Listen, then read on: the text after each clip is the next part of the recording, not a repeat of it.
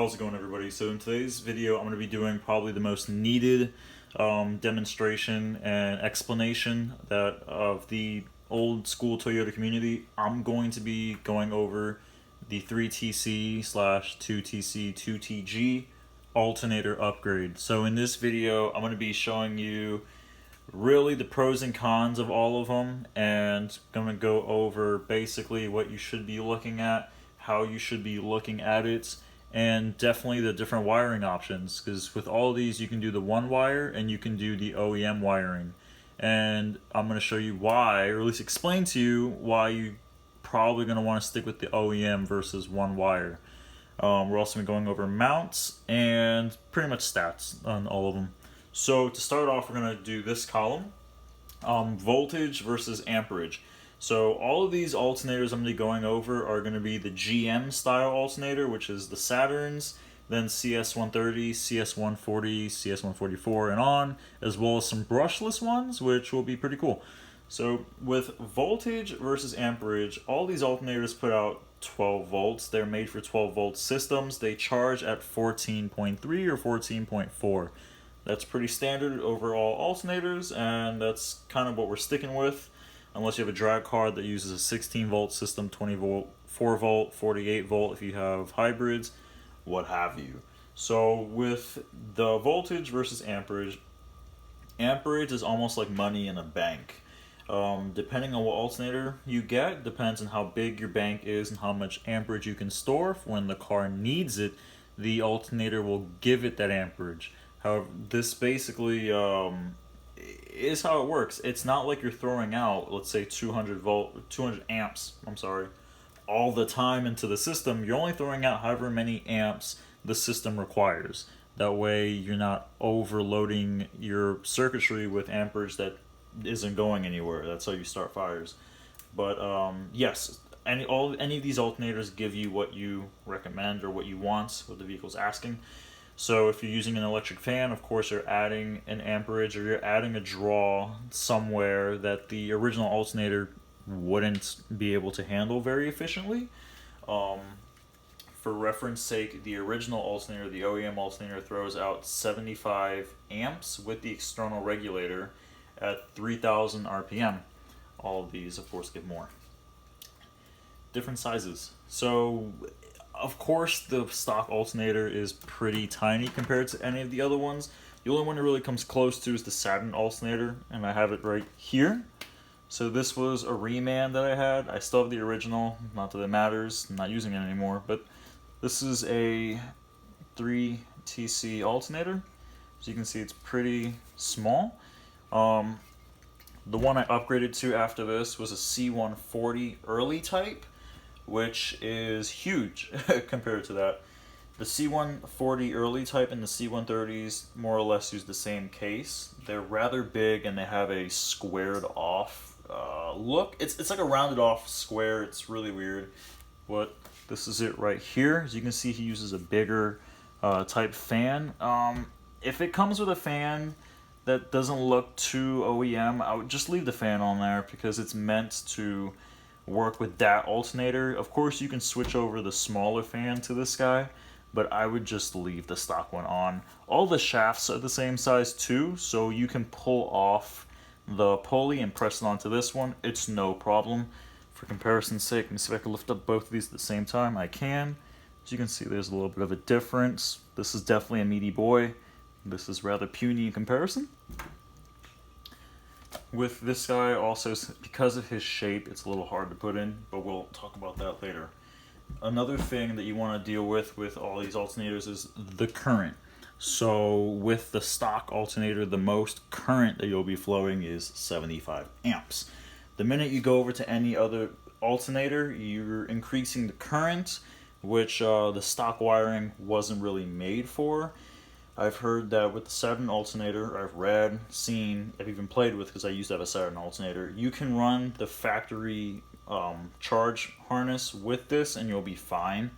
With any of these other ones though, you're going to have to change that. And another term for the factory harness that I have is the power Y, because it literally looks like a Y coming out of your loom. You really you cut it out. But we'll get to that in a minute. The higher the current, you need to upgrade your wiring and you want to be safe with it. You don't have to run some crazy fuse in there somewhere in the line that you don't know where to splice in. Just make it have a, give it some bigger wires. Next thing we want to address is the heat. Now, the more current that you're putting through the lines, or really the more current that you're producing with your alternator, means the more heat you're going to have. Typically, the higher the amperage, the higher the heat. In the case of brushless alternators, these can reach up to 250 degrees Fahrenheit. That's a lot. That is a lot of heat. So you need to make sure that any of these are well ventilated. You need to make sure that the fans are doing their job. And if you need to run ducting, run ducting. I mean, it's on the bottom, so nobody can really see it anyways. It doesn't matter. Next thing is cost. Now, of course, the higher you go in alternators, the more the cost is going to be. And most of the times, a happy alternator will leave you with an unhappy wallet. An unhappy alternator may leave you with a happy wallet. If you skimp out, if you don't know if it's going to last long. Pretty much case in point, remanufactured alternators.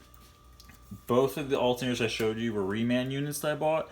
Neither one of them really lasted a year. And it was pretty crappy because one of them left me in the middle of I-4. That sucked.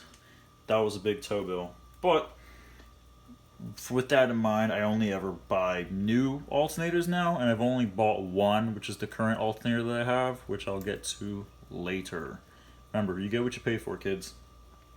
Last thing you need to consider is the weight of the alternator. So the bigger with the alternator you go, the weightier it's going to be. There's going to be more weight in there. I mean, that's obvious, but it's not really something you think about until you start to make up your own custom mounts. Then all of a sudden you have to worry about weight, because if your mount is shitty, you're just going to drop an alternator out the bottom of the car. It looks really stupid. Don't ask me how I know. So with that involved, we're going to go over to the upgrade itself. I'm going to talk about all of these different alternators right here. I've used all of them except for the brushless. That's just something, a little food for thought. The Saturn alternator is basically what people call the 100 amp alternator. Realistically, it only makes 99 amps, but I mean, that 1 amp isn't a difference. The difference is that you're making 99 amps over the 75 amp factory. That's better. That's something noticeable. However, you need to know where these alternators make the amps, where they give you that power. So, the Saturn alternator makes 99 amps at 3,000 RPM. Now, I don't know about a lot of you, but I'm not cruising at 3,000 RPM all that much. Maybe you are, and that works, but when I'm chilling in traffic or just stopped somewhere, using my AC, using the wipers because it rains a lot down here, using the radio, all of those things usually happen around 1,000 RPM, 800 RPM when I'm idling. We'll use 1,000 RPM for idle for all of these, just so we can keep it clear, keep it concise, keep it consistent. Yeah, you're not getting that. As a matter of fact, whenever you buy any alternator, they give you a little dyno sheet that tells you where that specific alternator in your hands makes the power. And for my Saturn alternator, it was like, I don't know, 40-ish amps, 30-ish amps at idle. That's pathetic. You should just keep the stock alternator if you're going to do that. 3,000 RPM is usually only highway driving, and there's a lot of us that live in the mountains where there isn't much highway. I mean, it's usually just upshift, you'll touch 3,000, then you got to downshift again to take a turn or do whatever. So this really, it works, don't get me wrong, but it's not promising. If anything, it's just a stock alternator with a higher ceiling. Moving on to the CS130. The CS130 that I used was an early case, which is the one you just saw earlier. The CS130 and the CS140 both have early versions and they have later versions. That's important. CS130s and CS140s are also found in a lot of trucks, bigger GM vehicles like Cadillac, things like that. Focusing on the CS130, it made 130 amps at 3,000 RPM. At idle, it made 100 amps. That's huge. That is really good. So at idle, when you want to use all the amperage from the Saturn alternator, your radio, AC, what have you, you have it with the CS130. The CS130 gives you the 100 amps At idle, 1000 RPM. That's good. Now I can sit in traffic and enjoy my AC. AC is a big draw. That's around 30 amps or so. That's really big. If you have a car that's only producing 30 amps at idle and you turn on your AC, you're eventually just going to kill your battery because you didn't have the oomph to keep the rest of the system alive and use your creature comforts. This is cool. This is definitely where you want to be if you want actual practicality. Do the CS130 or above. The early case is that big squarish thing I showed you. The newer case is a more compact, more streamlined looking case with an internal fan. That's awesome because then you can, like, you know, not worry about the fan touching stuff. All you got to do is route some ductwork to it if you want it to be super efficient, super cooled, and really enjoy it. Or just don't run the bottom shroud, like the engine cover, which a lot of us don't have anyways. So you'll be good. In terms of wiring, they all wire the same. They could all be wired one way. They could all be wired in the OEM setup. We'll talk about that later. The CS130, I give 2 checks over the one because the 1 check works and it's a good replacement. It's like almost a factory replacement. The CS130 gives you the bump that you really want. And CS130s can basically make more than 130 amps. This one maxed out at 10. I mean, I couldn't get it, or at 99. I couldn't get any higher than that. The CS130 on my little alternator dyno sheet would give me about 150 amps at 4,500 RPM, which I don't normally live there. That's way higher than what I need. Moving on from him, we get to the CS140 and Plus, which just goes up. I haven't used the CS140. I just jumped straight to a CS144. And the one on the table, I misspoke earlier, the one on the table is the CS144. It's an early case, and you saw how big it was. We'll get into the mounting issues later with that. But the CS144s will typically give you, again, around 100 amps at idle. Some CS130s can give you 100, some give you 80, some give you 90. It depends on what that specific alternator does. The early cases will give you a good 70-ish to 80 at idle, which is essentially just all of the factory alternator at idle, which is good. That's good. You really don't need much more than that. The newer styles will give you 100 amps at idle. The CS140s also will give you 100 amps at idle, and at 3,000 RPM will give you 140 amps. This is really good if you're into spirited driving, you have an electric fan, yada yada yada. You have a lot of bank, or a lot of amperage bank, we'll say, to play with. It's gonna give you that peace of mind that if you have your electric fan, AC, radio, defrost wipers, lights, all of that stuff on at the same time, let's say you're driving around at night and it's raining, if you have every single electric thing that your vehicle has on, you'll be fine. You will definitely have enough power to keep the battery charged, which is big, because if you're running negative amperage in the system, or 0 amps because you're using everything, you're going to kill your battery. So with the CS140 and even the newer 130s, you can rest assured that you're not just going to run out of battery and kill the car, normally driving it, that with everything on, like a newer car. You get into a new car, you can turn on everything and you never have to worry about it discharging, because it has enough oomph to drive everything. It better support it. So with the CS120 130 and 140s, you can have that peace of mind of a normal vehicle. These are really good. Mine in particular, my CS144 is the newer case. Those come from the LS1s and up. So 1997 or 99 and up, Camaros, Corvettes, the Silverados, things that have those type motors in it, you can find the newer styles in, up to, I believe, 2005. The early case is 97 and earlier, which is this guy right here. This one specifically comes from a 1994 Cadillac DeVille without the heated windshield. Make sure you get it without the heated windshield if you want this one. The heated windshield has a whole nother loom that we can't even play with. It's too much hassle for what it is. If there's an easier option, just go that. Brushless alternators are really cool. So this is going to be the next thing on the list. Brushless alternators are typically found in work vehicles and really high-end sports cars and things like that, mainly because they give you less drag because you don't have brushes, brushless, and they give you insane amounts of power at much lower RPM. So a brushless alternator can make around 120 amps at the very teeniest of ones, but in the mid-range, in the field, you'll pretty much see 170 through about 250 amps at around 2500 RPM. That is super low. You're getting a lot of efficiency out of this because there's nothing rubbing. Basically, a brushless alternator is two alternators in one.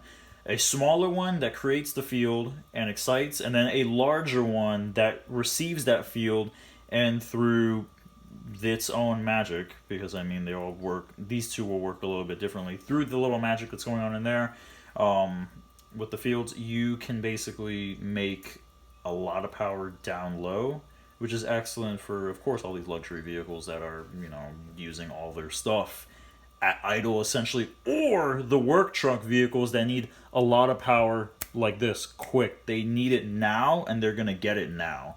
You can find these in usually like Tico trucks or electric service trucks, garbage trucks, buses, things like that. They all usually have brushless alternators. Also, brushless alternators have an exponentially longer service life than regular brushed, because you don't have to worry about brush hop, you don't have to worry about overloading it and then popping the brushes and getting slag all over the place.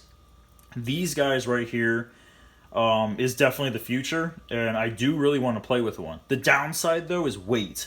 Since brushless alternators are essentially two alternators in one, the weight goes up real high. So for around like a 170 amp or a 250 amp, you can expect 25 pounds to 27 pounds of alternator alone.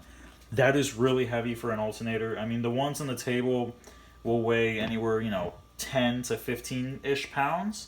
With a brushless, you can add 10 pounds on that easy.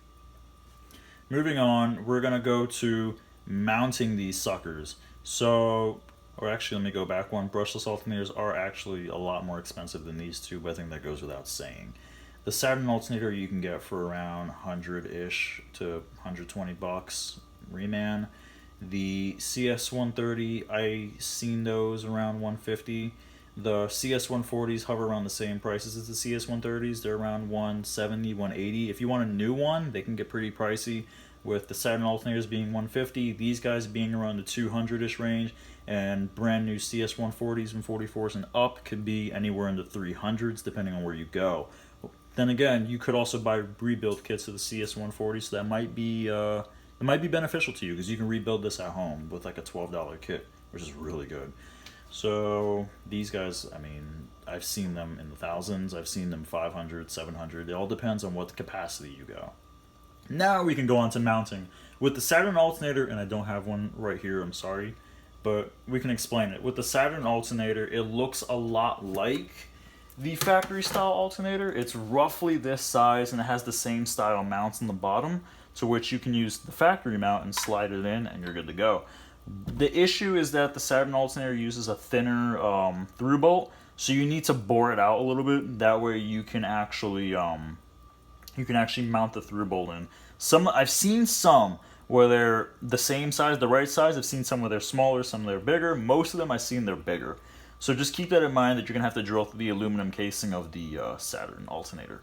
On the top portion, you can still use the factory style bolt. However, the Saturn alternator, it's not threaded.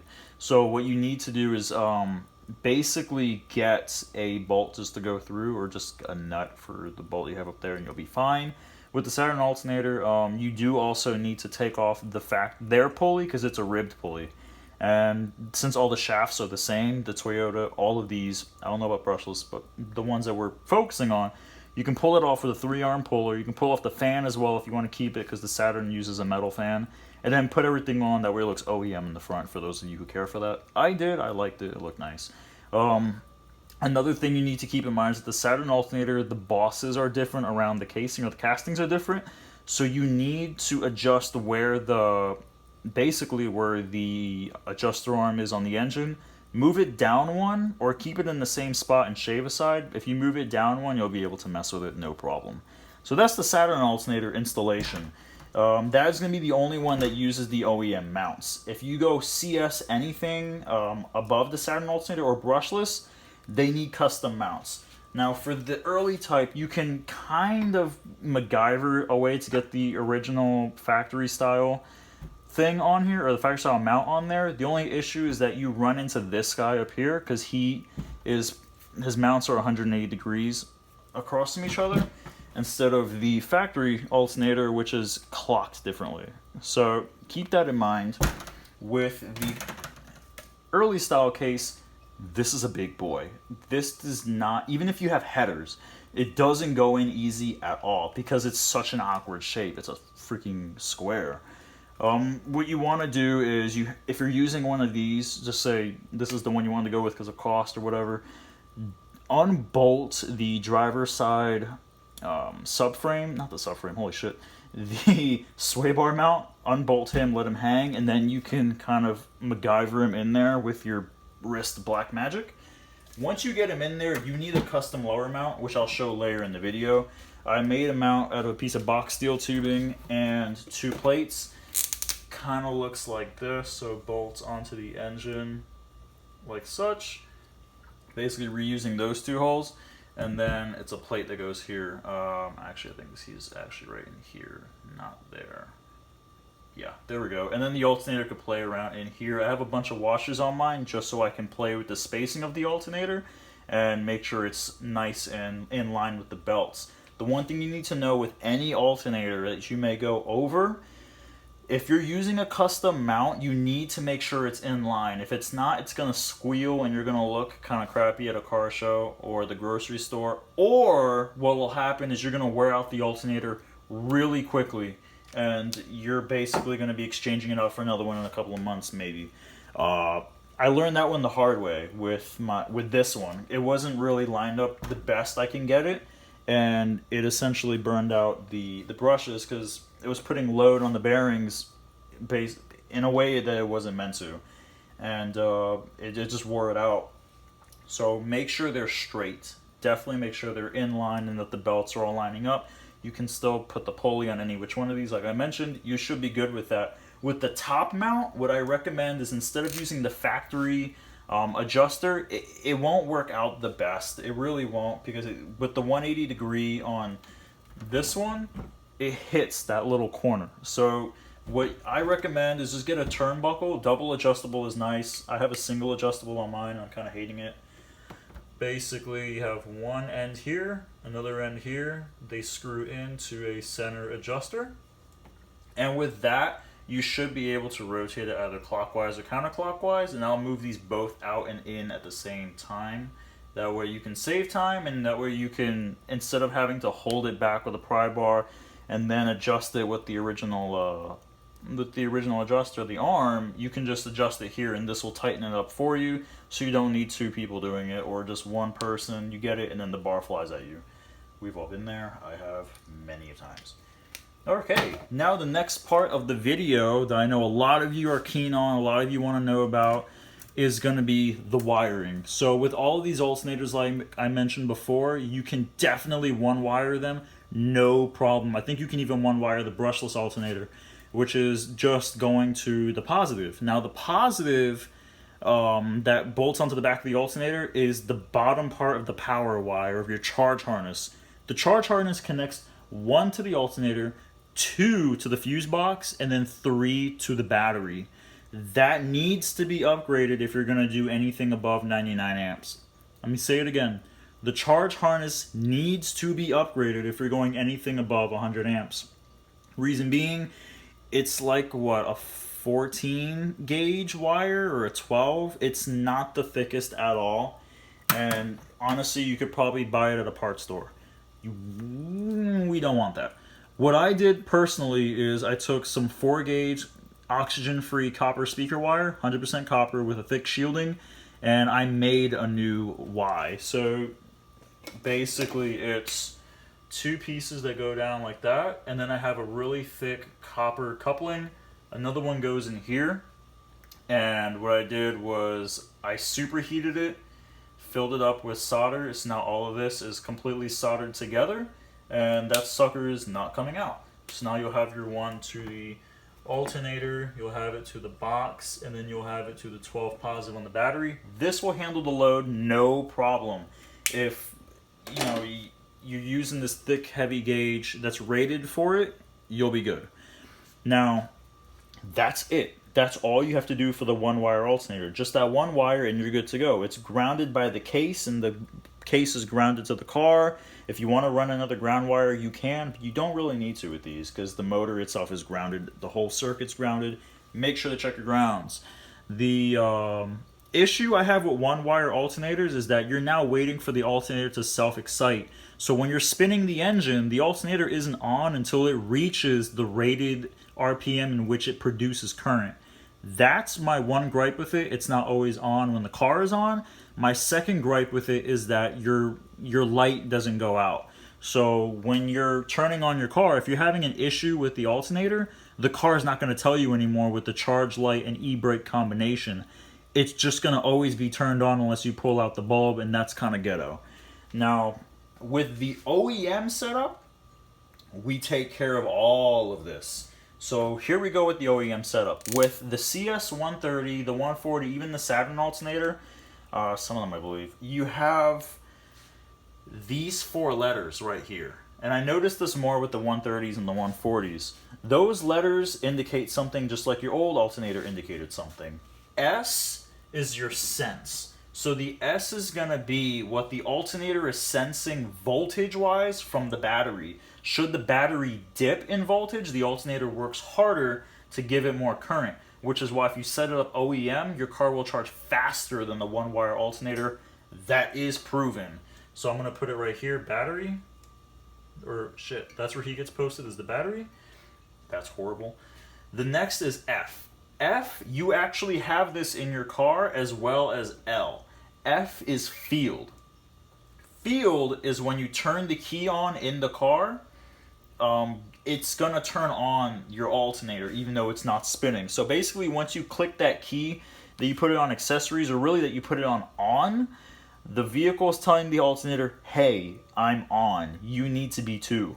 So then with that wire connection, it turns on the alternator. So this is going to be field, and he's connected to this little guy that you plugged off, or you took off of your alternator. So the factory alternator has a 3-prong plug right in the back that looks like a face.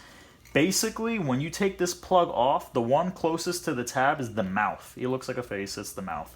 This in the car is where you're going to be connecting field. This turns on your alternator. Now, moving on, and I'll show you all of this later, don't worry, actually in my car.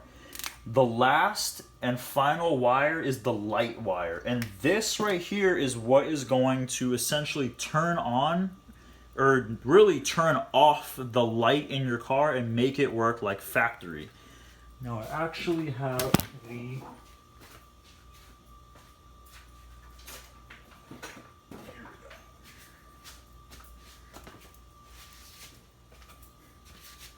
Okay, so this right here is the, nope, 3, 2, 1. He's going to get put into the plug that came out of your voltage regulator. Here's the voltage regulator, and here's the plug. So as you can see, the plug on the voltage regulator actually has 6 ports in it, and one of them is above where the plug is. That little prong right here in the middle, the female version of that in the car is where you're going to be putting the light wire, because that is the direct wire to the charge light in the vehicle. Remember that. Wherever the clip is, that prong right underneath it, which should be a yellow wire, a thick yellow wire in the car, is exactly where you're going to put the light. Alrighty? And then the last little portion right here, so we'll make this circle, 1, 2, 3, 4, 5, 6. It is him, and on this one it is him.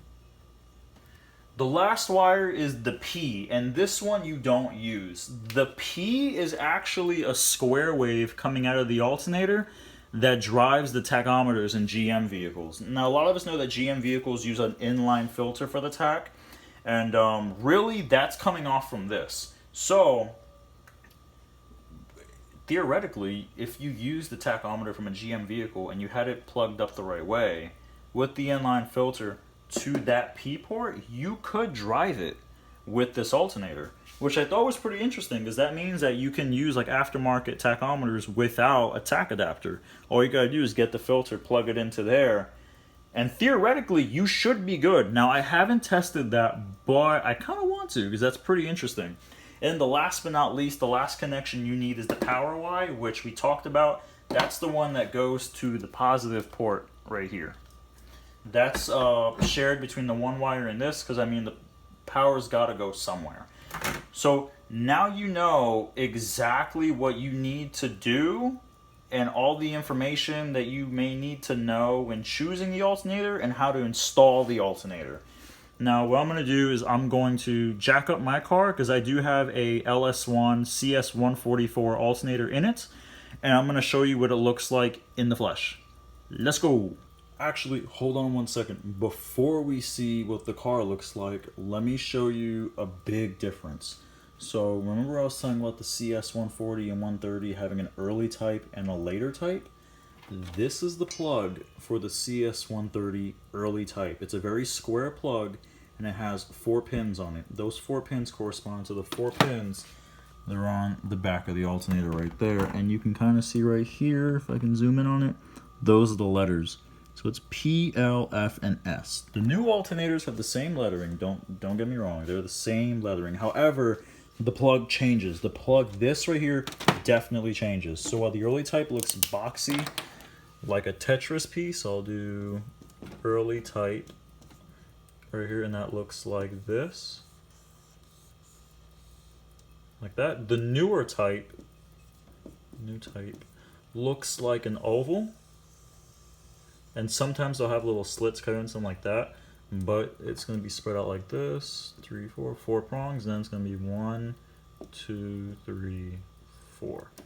That is very important. They do change. Make sure you keep this in mind before you get the wrong piece and you're cursing up a storm.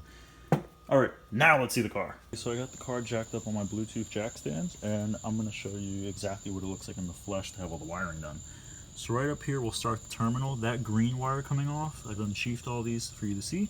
That green wire coming off is the sense wire for the alternator. On the alternator, the plug, it'll give you, if I'm not mistaken, SP or SFLP in that order. So you'll be able to figure out which one it is and terminate it where you need to. The green wire is sense, and that thick red wire is going to be my upgraded charge harness. So you can see there's one end of it right there. There's the second end. And the third end is going to be stuck to the alternator down there. It's nice and sheathed up. There's the plug. Now the field wire is going to go from there right there into the mouth of the plug. And then the final wire is going to be the light wire, which goes into that thick yellow wire right on top. And it gets terminated right in there. Boom. There you go. So that's it. Those are the only wires you need to wire up, and she will be good. Alright, so here we are underneath the car. You can see the alternator's in, and again, this is the newer style CS140 case, so it does not use the external fan. It's got 2 on the inside, 1 in the front, and 1 in the back. You can actually kind of see that one through the fin. Here's my little mount that I made. So, as you can see, bolts into the block. No issues there. And then it's got 2 plates. It's got a bunch of washers on it just so I can adjust it. And then up there, that's the turnbuckle for the alternator. So you can see this one's clocked too. It's now 180 degrees. It's shaped more like the OEM alternator, which is nice because that means that it's way easier to put an adjuster on these. And mine is definitely out a little bit, so I gotta fix that. Maybe put some Loctite on it. But as you can see, it is straight. Kind of hard to see from here because the sway bar gets in the way. But it is straight. That bolt looks like it's touching. It's definitely not.